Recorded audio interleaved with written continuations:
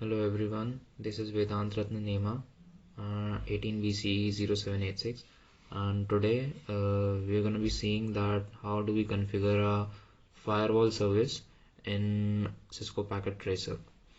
So over here I have already established all my connections and configured every component in the circuit that you can see. So this is going to be a walkthrough video where we will be seeing how do we configure every one of these.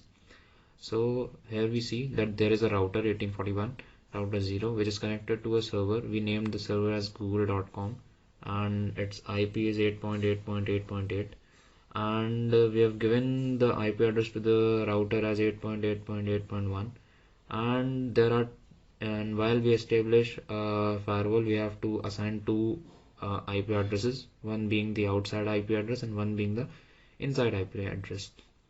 And at the end of the after we make this circuit, we'll be pinging different IP addresses from the Google server. So here we can see that the firewall is connected to a switch, and or we can consider this as a consider it as a bunch of connection to different LANs, and the firewall is directly connected to a router which is connected to the server.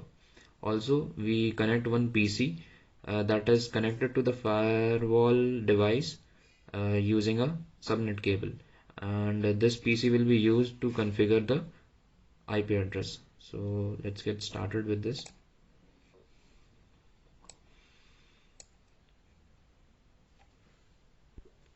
We open the terminal, and here I have already configured everything, so we're gonna be seeing one by one. So when we connect a PC with a subnet cable to a firewall, we see that there are some by default assigned IP addresses to the connection. So first of all, we do the command by show running, and firstly we have to enable the PC. We enable this PC in the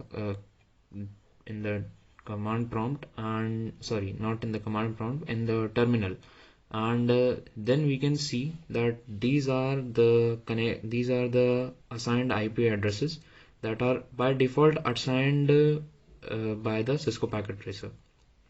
Also, apart from IP addresses, DHCP addresses are also assigned.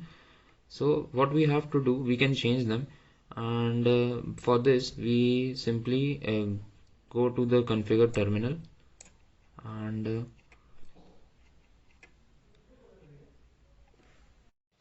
we simply give the command as no IP address. This will remove all the DHCPD binding, but also to be sure we also give the command no DHCPD, and this will be removing that all the pool addresses will be removed. That means the pool of addresses from 192.168.1.5 to 192.168.1.36, all these addresses will be removed from the DHCP. So just to check once again, we once again give the command show running. So as soon as we hit enter, we see that the IP addresses which are over here which are present at VLAN 1 and VLAN 2, those IP addresses are being removed, and the DHCPD addresses are also removed, but still the DHCPD function is enabled. You can cross verify from here. When we first saw before disabling DHCPD addresses, it gave us this pool of address, but now we see that there are no addresses available anymore. Okay. So once again we know that now we have removed those IP addresses, and now we have to give another IP addresses.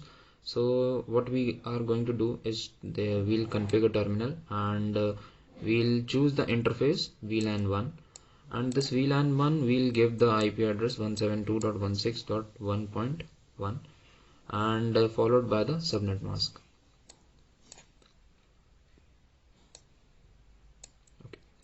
and we'll give the security level as 100. Once we have completed giving the IP address and the subnet mask to VLAN 1, we'll exit and we'll select the interface E0 by 1, which is the cable part, and with the switch port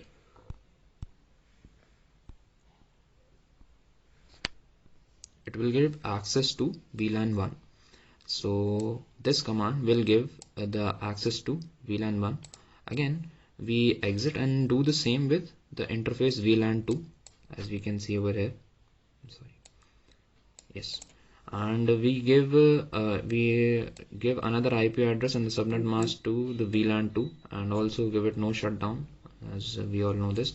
And over here we provide the security level as 0. Also, we again exit and we give switch port access VLAN 2. That means that we'll be giving access to VLAN 2 for this firewall as well. So once we have done with this part, this means that our firewall has been configured. So now we move on to the router. I've already configured the router and I'm just gonna show. Okay, so as we all know, before starting we have to enable the router, and we move to the configuration terminal. Now we choose the fast Ethernet interface, and we provide the IP address and the subnet mask to the router.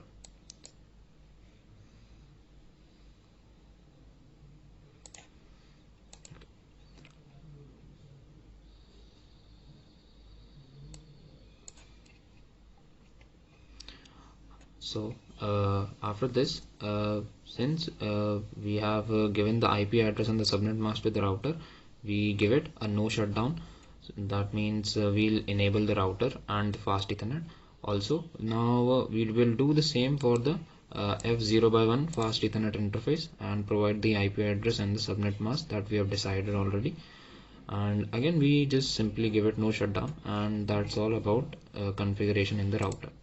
As soon as we close this, we see that every connection over here is green, and it is ready to go. So we'll just open server PT, go to command prompt, and we are going to be pinging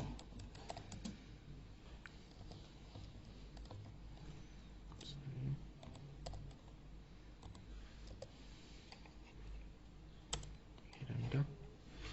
As you can see, there were 4 packets and 4 packets were given out. Again, we'll ping some different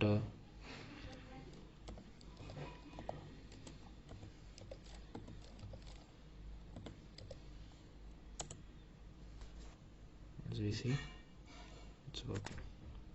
Thank you.